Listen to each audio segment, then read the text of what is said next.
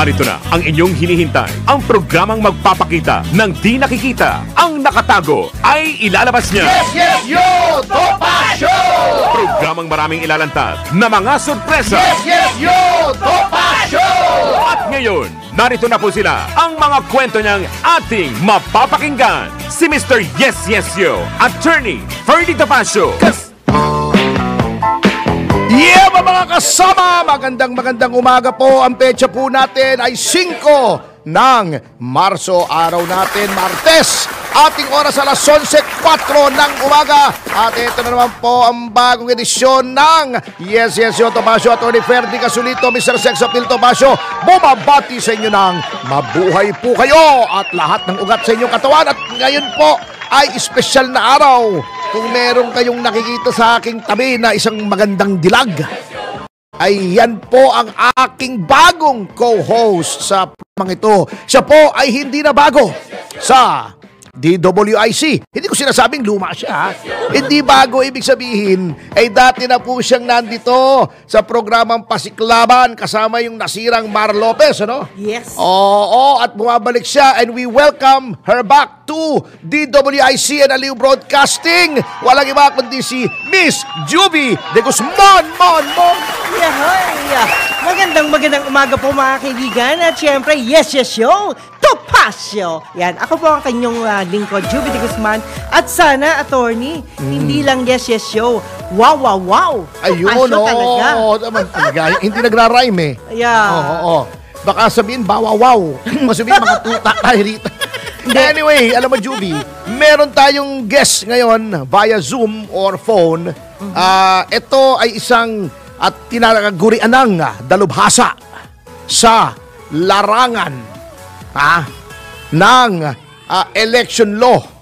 Mamaya-maya po ay siya ay ating makakapiling dito, si Attorney Ronnie Macalintal, doon sa usaping constitutional ba o labag sa konstitusyon yung panukalang plebisito na isasabay sa eleksyon sa 2025. Oh, naalala ko yan si Attorney Mac dahil yan ay talagang election lawyer yan. Ay, oo. O, diba?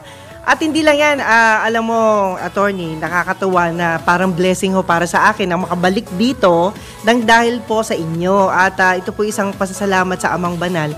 Alam nyo ho, pagkakataon po ito para po ma-accommodate natin ang ating ginagawang public service. Oo naman. Diba? Ito po si Juvie, hindi nyo na naitatanong, ay napaka-pilantropong tao po nito, ha. Ang dami pong natutulungan nito at hindi katulad ng iba, ha, na hindi ko nababanggitin ang pangalan. Aray ko. Oo, katulad ni Angel Oxin. Hindi ko rin, ano.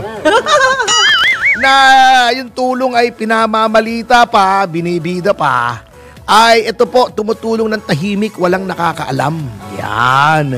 Anyway, katulad ng sabi ko, ayoko nga may nakakaalam attorney ko talaga. But anyway, alam mo kanina nakakwentuhan mo si attorney. Si Dr. Oo. Dr. Melvin Villaros. Yes, oo. At mga nanonood po siya ngayon at hindi lang yan, no? Ay, batiin natin bago natin ibigay ang ating panauhin.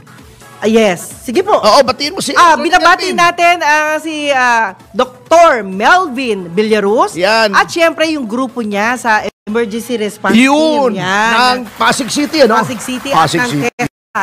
Yan, okay. Ito na yung pagkakataon natin na makapasok ng libre sa TESDA. Pwede. Additional kaalaman yan. At hindi lang yan, salamat po sa Hospital on Wheels. Dahil nga po, ito po yung first, on air na masasabi natin ang Hospital on Wheels ay malaking tulong po pala. Pero babalikan natin yung topic na yung Hospital on Wheels sapagkat nais mong malaman ng ating mga kababayan, yan po bang panukala ni Pangulong Marcos na yun pong plebisito sa pagbabago, pagsusog o pag-amyenda ng ating saligang batas ay naaayon din sa mismong saligang batas. At syempre, sino pang wala na pong pinaka-authoritative na maaring magbigay ng opinyon na to, kundi ang kino-consider po na dean or dekano ng mga election lawyers. Nung naka-pampers pa si George Garcia, ay election lawyer na ito. Ganun. Walang iba, kundi idol ko rin ito. Gwapong-gwapo yan. Oo naman, laging planchado ang buhok at artistahin. Kunin nga natin sa Boraccio Films ito. Pwede. Oo, walang iba kundi si Tata Romy Makalintal. Nasa Yahoy! linya ng ating telepono. Viber pala, Viber. Sa ating Viber. Magandang umaga po, Tata Romy. Ito po si Attorney Ferdy. Kasama ko po ang aking bagong co-host na si Juby de Guzman. Good morning. Good morning, magandang umaga sa inyong dalawa at diba? sa inyong mga tagapanood, tagapakinig. Boses pa lang, ulam na. Anyway, maraming salamat po. Si George Garcia.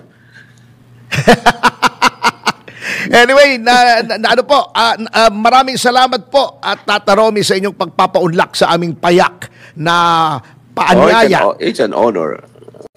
It's always an honor to be part of your program.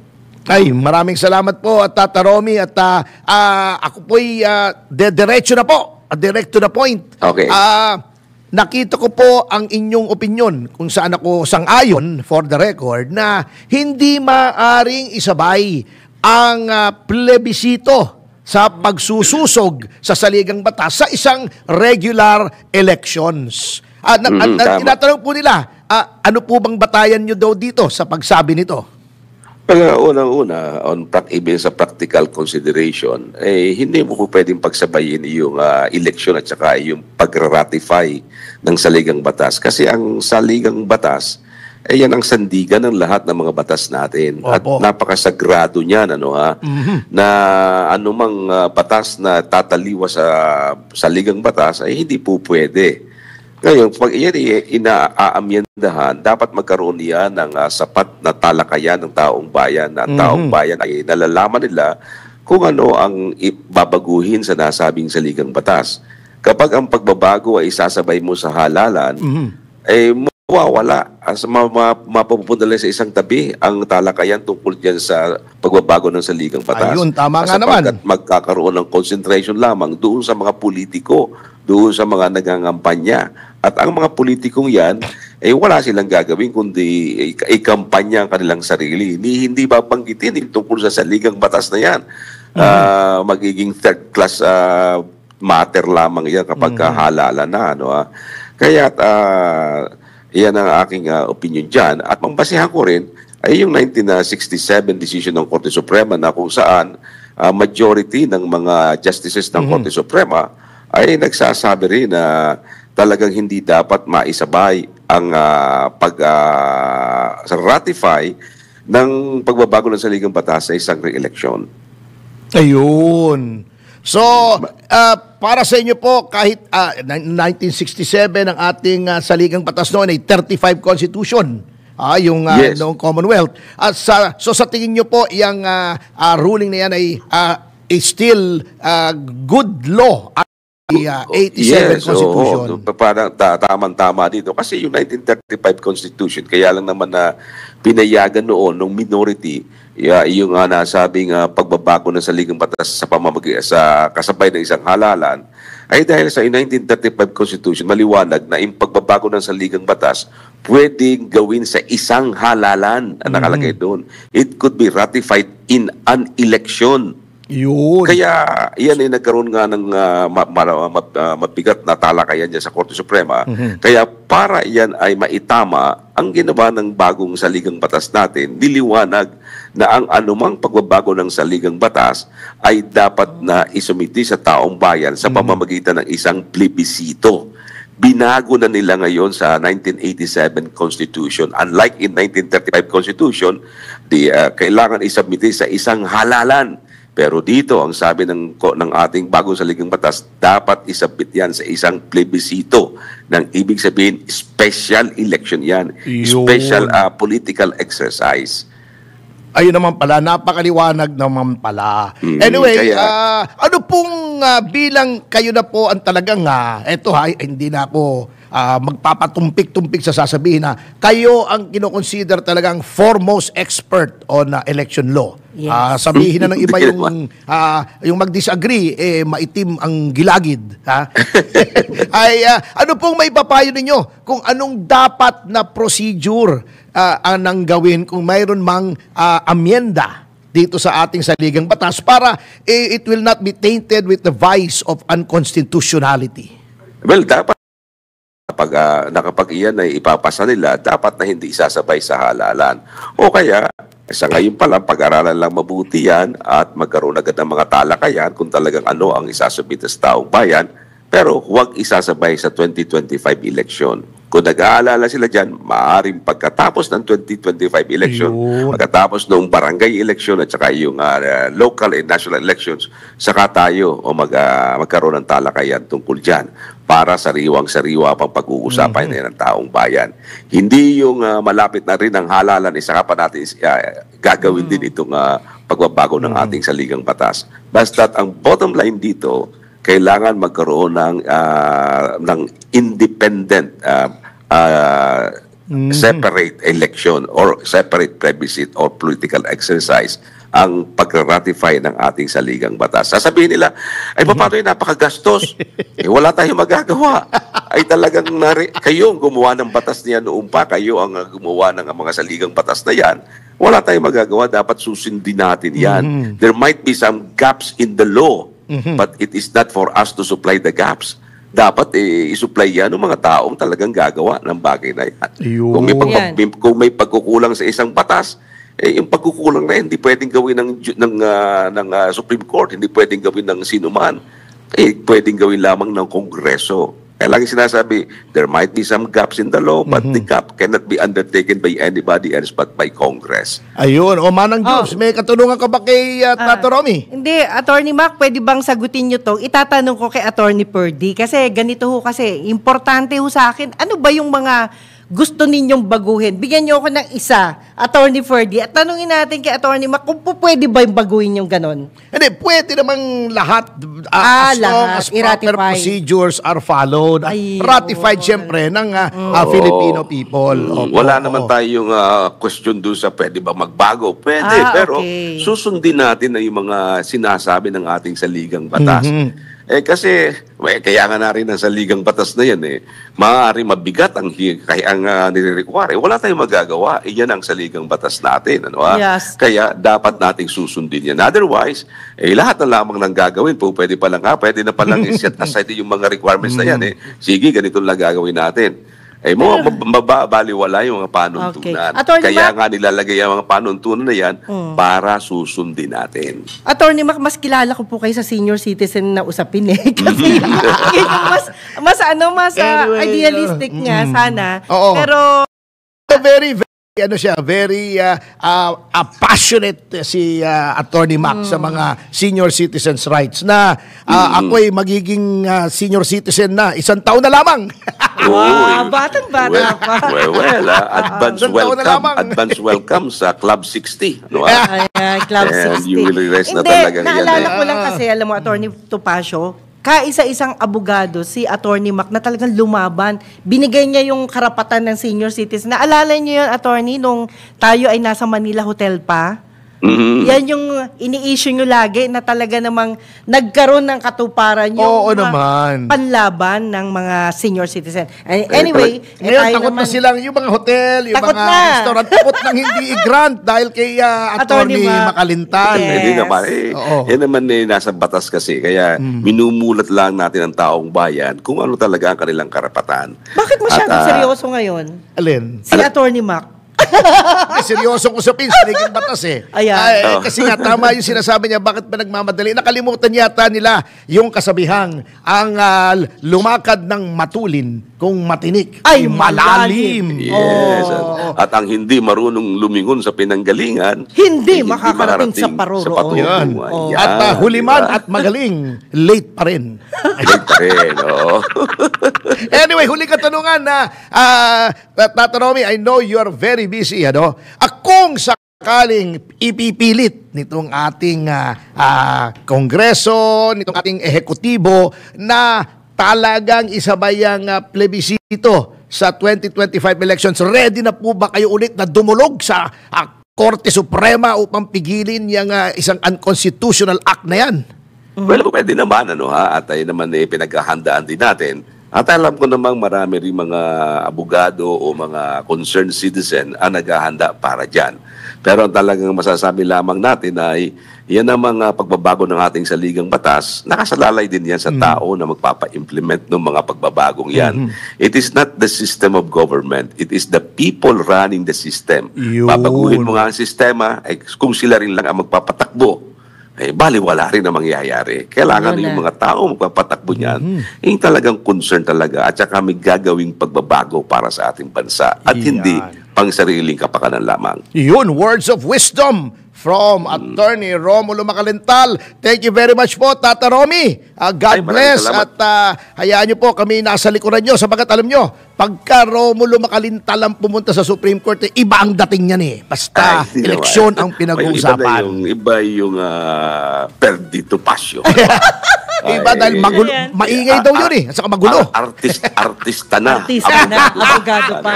Diba? Kaya ako hanggang abogado lang, naghihintay na ako maging artista din. Malapit na po. Malapit na, Tata Romy.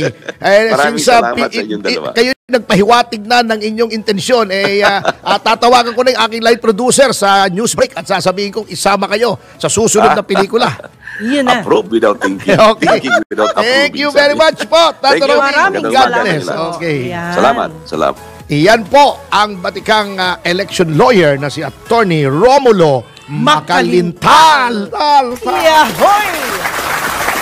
At bago tayo magpatuloy, Jubes, i-congratulate lang natin ang ating bossman. Yes. Si Chairman Edgar Cabangon.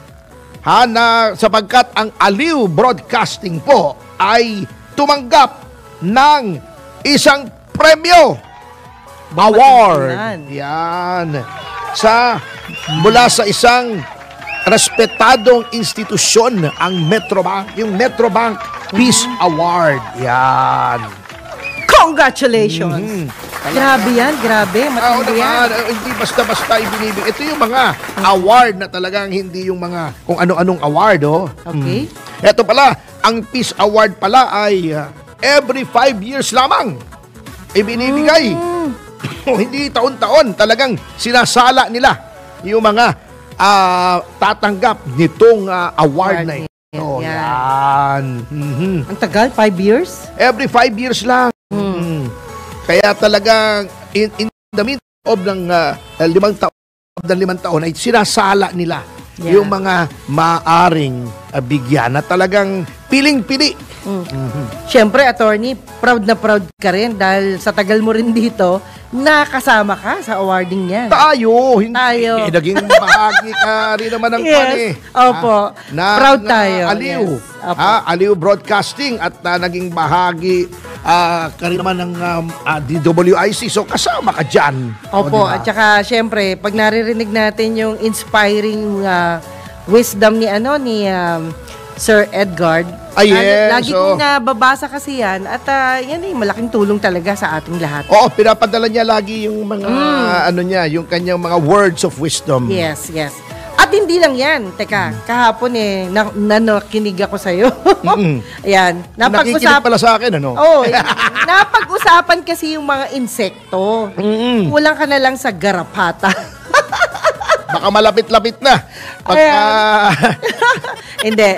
Anyway, ito naman po mga kaibigan ay isang pasasalamat na rin dahil alam nyo yung mga insekto kasi, yung mga hayop, ay nahalintulad na rin sa mga nangyayari sa ating buhay ngayon. Yun ang dahilan.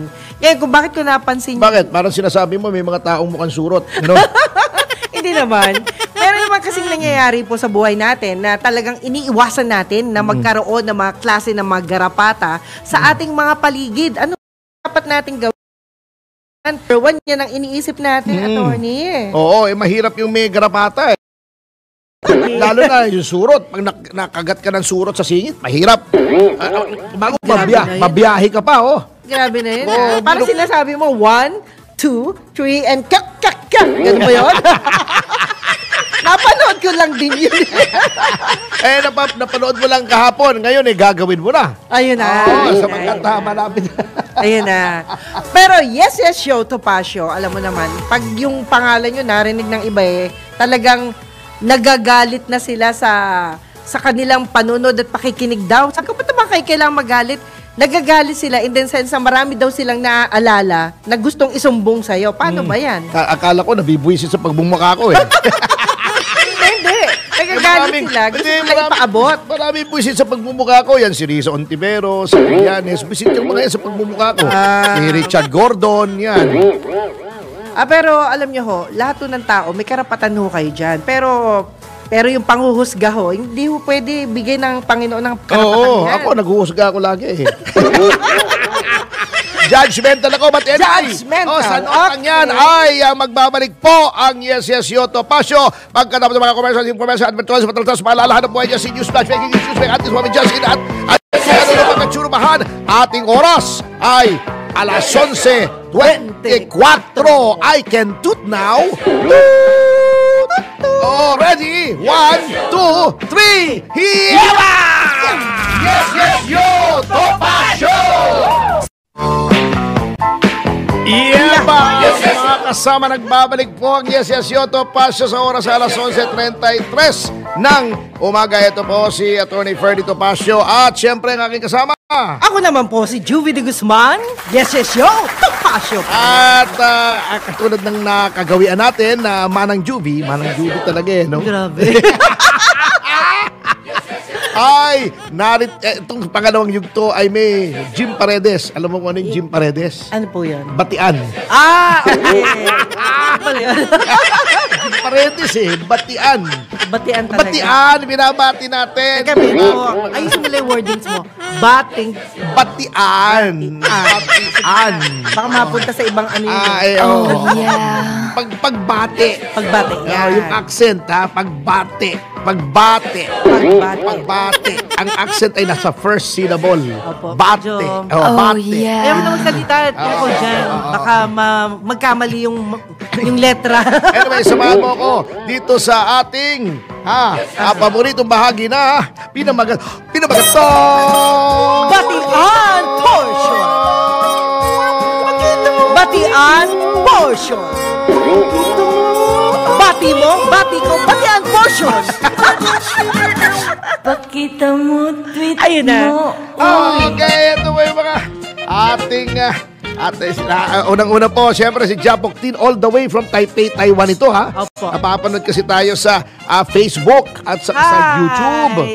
Oo. Eto si Richard Ruiz ay narinito rin. Alan Jacob, Nina Bellatrix, Hara Lingayan, na narinito, JC Ko, ating first nominee sa Pogi Party List. Ryan Lingo. Ayan, Maluti Kia, Musikerong Panday, Renaissance Man in Manila. Naku, ano siya? Hindi maganda yung kanyang balita na 3.4% daw ang inflation sa Pebrero 2024. Yan ang pinag-usapan kahapon, di ba? Oo, nandito rin si Sine 30. Yan. Ito pala ang pag-usapan natin mamaya ito, no? Doon sa isang topic natin, importante ito. Nandito rin si GTS. Ayan. Bong Only. Yan.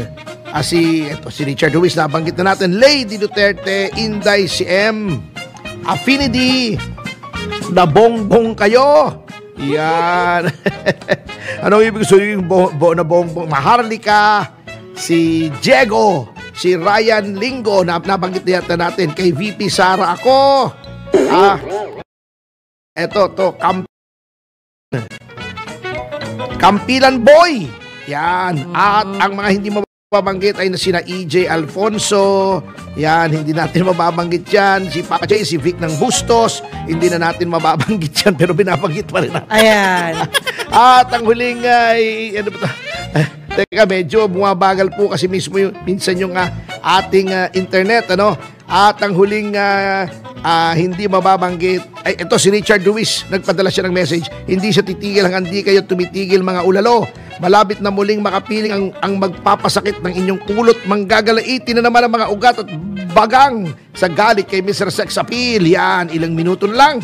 Yes, yo, Topacio na muli. Ayan po. At syempre po, nakita kami ni Katirso Peralta kanina in person dito. At sabi ko nga, namimiss ko yung kanyang mga kanyang jokes na tinetest Original sa akin. yun, Mga syempre. original. Oo. At syempre si Michael Guy, si Rolly Mendez Tomas, si Attorney Raul Paras, yan, William Gatchalian, Willie Keng, Andrew Tan, Louie and Nats Gamboa, Alex Cruz, yan, si FG Jose Miguel Arroyo, Attorney Raf Andrada. Palagi nakikinig yan mga yan. Attorney, Oo. hindi ko rin babatiin si Victor Bonanza Salonga. Ay, baka may gusto ko babatiin. Babatiin yun. Pwede naman, pwede Saka naman. si National President ng Citizens Crime Watch. Hello po, Attorney Jigs Magpantay. Ayan, kasama ko kahapon dun sa rally sa Liwasang Bonifacio. Ayun, pasensya na. Hindi, okay lang yun. Ayan. But anyway, alam nyo mga kaibigan, ngayon po ay batiin mo naman kami. Sige, ikaw na. Ikaw ang Ayan. katawan ng kababaihan. Ay, dito hindi naman sa, po. Dito sa ating programa. Opo. Alam nyo ho, isang karangalan na maging isang babae. Yan. Hmm. Dahil lahat ng mga kababaihan ho, sa buong mundo, binabati ko po kayo. Lalo na't kung kayo'y may dugong bughaw, dugong maharlika, at dugong Pinoy. Ayun, naman. Ano ba? Importante yung babae, ha? Alam nyo. Babae ako. Eto, ha? Para sabihin ko sa inyo. Yung nanay ko, babae yun. Ayon. Siyempre, pero tika muna, Attorney, alam mo, nakakatawa. Palagay ko yung nanay mo, babae rin. Oo. At hindi lang yun yan, yung mga babae ho kasi halos pumapantay na sa mga kalalakihan pagdating sa trabaho. Ayun. Ano Oo. trabaho? Linawin mo yan. Teka, yung trabaho sa, ano ba, kita nyo, nagiging driver na rin sila. Ah, Taxi oo. driver, ang dami mga Sa babaeng Europe, ang driver. daming Oo, babaeng grabe driver. yun. Bus pa nga eh. Ah, yes. Bus, ha? Tsaka truck. Oo, nakakita ka na. Ayun, hindi pa ako nakakita ng truck. May bus driver, nakakita ako ng babae. Sumakay ako noon sa papuntang Bratislava from Opo. Prague. Lovely. Babae yung Babae. bago ang buses nila. Ang lalaki. Yes. Di hamak na mas malaki sa mga buses dito. Siguro mga 1.5 ang laki dito sa mga buses. Oo. So, napapatunayan ko ba na ang mga babae pwede na rin pumanay kalalakihan? Lagi naman eh. Oo, Lagi eh. naman pumapatay kami. Oo, lalo na daw pagka nakahiga na daw, pantay na daw. But anyway, mga kaibigan, kasi alam niyo naman po, hindi lang yan Attorney, kasi ang mga kababaihan gusto lang pong makatulong sa kalalakihan. Oo naman. Dati kasi sa bahay lang kami, di ba? Dati kasi halos parang naghihintay lang kami ng sweldo ng mga kalalakihan. Pero ngayon, Ay, hindi na po. Kasi nagpipilit kaming mga kababaihan ang tumulong sa mga ama. Yan, sa mga tatay, di ba? Sa mga padre de pamilya. Padre de pamilya. Oo, sabi nga ng mga ibang kaibigan ko, talagang ang gusto nila sa babae, yung umaayuda. At teka, kaya tayo na. Umayuda. Tingnan mo na, parang hindi maganda. Hindi maganda yung naiisip ko. Ano? Pasensya na kayo. Tumutulong! Ayuda, tulong! Liwanag lang. Ayun, buti yung maliwanag. Basta gusto nila umaayuda. Opo, pero hindi ko babatiin si Maruja de Asis, ha? Bakit? Isa yan sa mga Hindi umaayuda? napakabait na kaibigan. Okay. Yan. Okay, at ngayon mga kaibigan, dahil nga ito huy buwan ng kababaihan, nagtataka lang ako, Attorney. Bakit? Bakit walang buwan ng kalalakihan? O nga, no? Di ba? Bakit hindi na celebrate ang mga lalaki? At wala rin sa kaso yung O mga nga, no? Parang unfair, ano? tapos hindi rin kayo nakakapag-demanda ng tungkol sa mga ginugulping mga kalalakihan. Oo nga, oo. Pero in-explain naman ng Supreme Court yan. Bakit? Iba kasi talaga yung sitwasyon ng mga babae. Unang-una, physically, syempre, by nature, mas malaki yung lalaki, di ba? Opo. Oo, mas may kapasidad yung lalaki na mambugbog ng babae. Although hindi naman natin sinasabing walang lalaking nabubugbog. Marami akong Pero kilala. Attorney, sa nakikita ko sa panahon ngayon, mas maraming nabubugbog na lalaki. Ako, lagi akong binubugbog ng misis ko eh. binubugbog ng halik. Ayun. At palagi yung misis ko, grabe, laging inaabuso ako. Uy, grabe. Inaabuso yung katawan ko. Ganito. Oo, Yes, yes, grabe. show ka talaga. Grabe talagang Okay. pagkatapos pigang-piga ako. Pero hindi, Attorney, sa mga pagbabago ng mga ugali ng kababaihan ngayon, ano yung mga isang bagay na nagugustuhan mo? Siyempre, kahit papano, nag-o-observe ka rin Ba, iba na babae ngayon? Ay, hindi. Ang babae ngayon, ang pinakagusto ko, ano na rin sila yung kaya na rin nilang makipagsabayan sa mga lalaki pagdating sa mga current issues. Yun. Yung intellectual discourse ay silang nakikipagsabayan na sila. Marami na rin leader. Yan, dumadami ng mga congresswoman, di ba? Opo. Sa Senado, ilan ang babae? Nandyan siyempre, ang babaeng may yagballs, si Amy Marcos, di ba? Si Nancy Binay, si Loren Legarda, Risa Ontivero, sino pa ba? Marami. Basta marami na. Pero ang sinasabi ko ngayon, dati kasi hindi humahawak marunong na rin mag-electrician. Oo. Marunong na rin mag-repair. Marunong na rin mag-cement. Kung ano-ano nung hinahawakan ng mga babae ngayon. Yun nga. Kuryente. Hindi. Yung mga trabaho. Humahawakan. Ay naman, Hindi, makuryente man tayo, meron namang kabuluhan. Ayan, oo. Importante yan, lalo na sa bahay, di ba? Yung mga bagay na kailangan pa, tawagin mo pa yung tatay o kaya si kuya. Sila o kaya naman yung asawang lalaki. Pero dahil nasa bahay si nanay, kaya na rin pala niya. Yung nanay ko, yun ang unang-unang machong babae. Marunong magpalit ng gripo. Gripo sa banyo ng bata ko. Nanay ko nagpapalit ng gripo. Grabe. Ayan. Pero attorney, sa iyong karanasan, isa yon sa mga nakikita mo. At hindi lang yan, bukod sa mga mambabatas ngayon, ano pa? Ayan. Marami rin yatang nag-a-abroad para sa trabahong lalaki. Ayun, At saka marami ng sundalong babae ngayon, ha? Ay, opo. At hindi lang yan, yung mga pamangkin ko na nasa Amerika ngayon, yung mga engineer, yan. Sila Flor de Lisa de Makiling, maraming salamat sa'yo. Kasi nagparamdam ka bilang isang babae. Sabi nga, congratulations. Yan. Pero kung sabi mo nga, unfair, di ba? Walang buwan ng kalalakihan. Yes. Baka meron namang magkaroon kami. Dapat mga macho.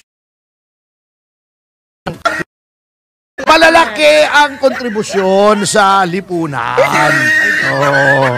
Buwan ng kalakihan. Huwag mo ng lakihan na, Tony. Basta importante, kalakihan. Kalalakihan. Lalaking malaki. Ay, ano ba yan? Malaki ang pasensya. Yan.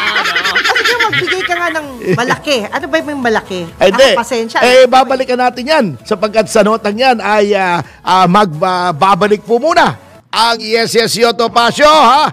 Ating oras alas 11:44 ng umaga. Babalik kami. Promise. Yes Yes Yo Topacio!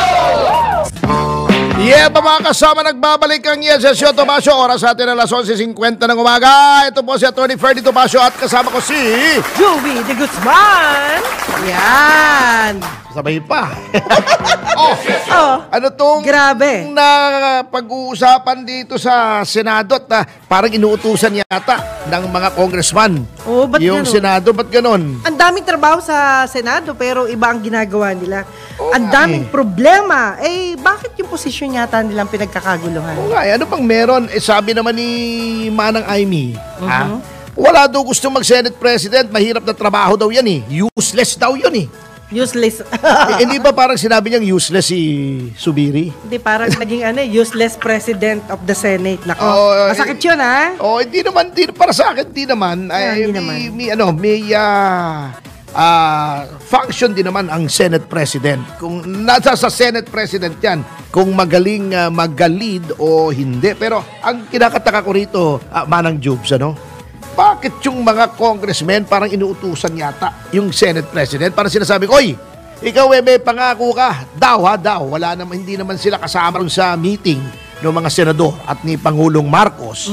O sabi niya, may pangako ka daw kay Pangulong Marcos na ikaw ay igagamitin mo yung iyong liderato para mapasa yung joint resolution tungkol sa yung RBH na resolution of both houses number 6 na pumapayag sa pag-aamyenda ng economic provisions ng Constitution. Bakit inuutusan ang SP? Di ba co-equal sila? Pantay sila? Bakit ganon?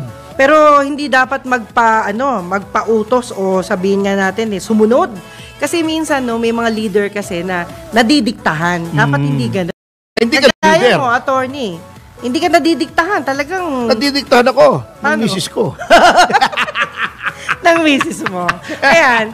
Hindi, natutuwa lang ako kasi itong mga extracurricular kasi itong maging Senate President ka eh. Oo naman, that is over and above kasi meron ka ng katungkulan bilang senador. Senador ka na. Additional administrative duties pa yung Senate President. Opo. Pero kung sa akin Senate President, wag naman kayo sumunod kasi importante ko, ano decision mo? Doon tayo. Oo nga para sinasabi nilang, uy, sumunod ka na lang, huwag mo nang gamitin yung utak mo.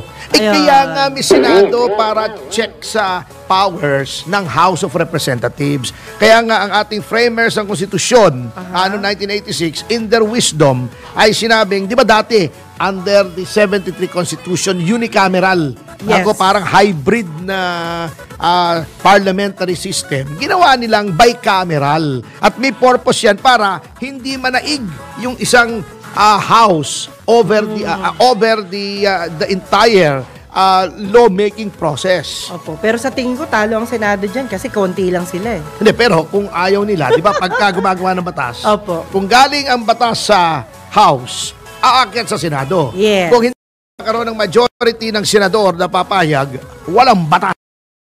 So, Ayan. yung 24 na yun, makapangyarihan din yun sapagkat national ang kanilang constituency. Opo, pero hindi naman sila gumagawa ng butas. Ito na. Hindi naman. Hindi naman. Okay. Sabi nga po ni David Suarez, yan, reporter, kailangan daw sa palagay daw niya, ang Senate President, kailangan magpakita ng leadership. So, yun kagaya sinasabi ko kanina. Di ba parang patutsada yun? Oo, parang pag-utos na rin yun di ba? Inuutusan siya. Wag! Kung ako si Senate President, mumurahin ko yan Takot ka naman. Bakit? Parang nambubuli ka. That's diba? bad. Be a good boy. Anyway, sabi nga po, wag na natin gawin yung ganyang usapin kasi unang-una ito nga parang baka mapurdoy yung kanyang pagnanasa na makatulong. Di kaya? Oo nga sabi nga ni Manang Aimee ulit, mabalik tayo kay Manang Aimee. Bakit ba? Yun daw mga yung mga chismis na nagkakaroon ng pagpapalit o ng gulo sa liderato ng Senado, hindi naman daw nanggagaling sa Senado. Galing daw sa House. Bakit ba nanghihimasok? Di ba noong iniimbestigahan yung PI, galit na galit yung mga congressmen, bakit daw nanghihimasok yung mga senador? Yung PI. Mga PI nila. Parang may iba yun ko lang. Bakit ngayon nakikialam sila? Pag yung sinasabi pa, ang papalit daw si Jinggoy, hindi naman alam ni Jinggoy kung ano yung pinagsasabi nila. Ang pinagkakaabala niya ata ni Jinggoy, na-convict siya di ba? Ng bribery. Yun na yun. But anyway, alam mo naman ito, attorney, ang sabi nga ng iba, sabi ng mga netizen, wag nang magpakailaman. Trabaho lang ang gawin ninyo dyan sa gobyerno. Pero ang sabi ng iba, masarap ang patis. Ang sabi ko naman, depende sa patis. May patis-patisan. May ginunay na patis. Mayroong patis na nakakabuntis. Ano ba yan? Oh, yeah. Mga bastos! Ay, nako. But anyway, sana po, maging maging sensitive tayo sa mga usapin, sensitive tayo sa mga dapat nyong gawin. Kaya po kayo nakapwesto dyan sa higher position, ay para gawin ang trabaho ninyo. Huwag nyo na munang pasukan yung mga bagay na hindi dapat pasukin. O, di ba? Kagaya yung posisyon nila pinapasok nila ng pinapasok huwag nyo ipasok. Oh, yeah. Gawin nyo na lang level. Oh, yeah. Pantay. Pantay na pantay. Yan. Kaya nga sila kumuha ng posisyon para maipasok. Ay, pasok na nga kayo. Kaya agenda nila. Yung agenda. Ayan na. Baka iniisip nila kung ano yung posisyon yung pinapasok Hindi, basta pinasok na nila, kailangan yung pagpasok nila, gawin nilang maayos. Sabi katulad ng sabi ng isang aplikante na babae. Sabi, sir, kahit ano maipasok lang. At hindi lang yan, sinabi pa, papasukin ko yan. Ayun, ang mabigat. Oh, yeah. Anyway, sana naman matapos na yung bangayan sa pagitan ng Senado at ng mababang kapulungan. Ayan. Magtulungan na lang sila. Yes. Kasi nga, pagka kayo nag-away, kayo dapat gumagawa ng batas, ang hinahanap nyo sa gumawa ng batas, gumawa ng butas. Ayun. Butas. Mali yun. Ano, yung mga faults, Apo. mali yun. At sa notang yan, Jubes, ay magbibigay daan na po tayo sa susunod na programang Balitang Bayan kasama ang ating boss na si Drew na sino? Si Drew nga eh. Na sino? At magbigay-pugay na tayo, Manang Jubes, sa mga taong nasa likod ng tagumpay ng ating programa at lahat ng programa dito sa Aliw 23 at sa DWIC 882. Pinahin na natin ang ating news director, Judith Estrada Larino. Oh, yeah. Ayan, sige po, hindi ko mabasa. Bakit? Yes, editor. Dapat magdala ng salamin. Oo nga, yan. Editor Drew Nasino. Tech Engineers, Engineer Chelu Pinggol, Wener Contihino, Jeneline Rico Hermoso, Jover Kahanding, Kent Sale, at Giljon Reyes. Kaya nakapansin ko, mababasa na ako, nagsalamin na ako. Hindi ko rin mabasa yan eh. At syempre, yung pasasalamat natin Broadcast buong IT, si Yes. Gideon Higante, teleprompter operator, ang bilis po. Hindi ko pa nababasa. Inakat Ayan. ko na. Okay, yun na. Neil Jovia Peña. Writers Laika Cuevas, Jen Patrolia, Raisa Dadia. At ang ating mga communications assistant, Yasmin Pantaleon, Eliza Quevedo, at daming interns ngayon MJ Raimundo, Ira Ortega, Marie Garcia, John Lloyd Malinay, Aisen Luis Boises, at Handrial Javier. Yan po. Kaya, hindi mo pa alam ito, no? Opo, Dapat hindi pa. kabisahin mo ito. First time. Oh, Okay. yung ating extra, dapat kabisahin mo na to. Okay. Panoorin mo na yung mga dating episode, Opo. Kami po ay nag-iiwan sa inyo ng mga katagang susupil sa inyong kasalanan, kikitil sa inyong pagnanasa, at titimo! Oh, yeah. Ay, Titimo, di ba? Tumimo, titimo. Okay. Titimo! Oh, yeah. Sa inyong kaisipan na huwag makikiapin. O, 1, 2, 3, yes, yo! Ay na! Babayagin! Si Mr. Yes Yes Yo, Attorney Ferdy Tapasio. Yes, yo!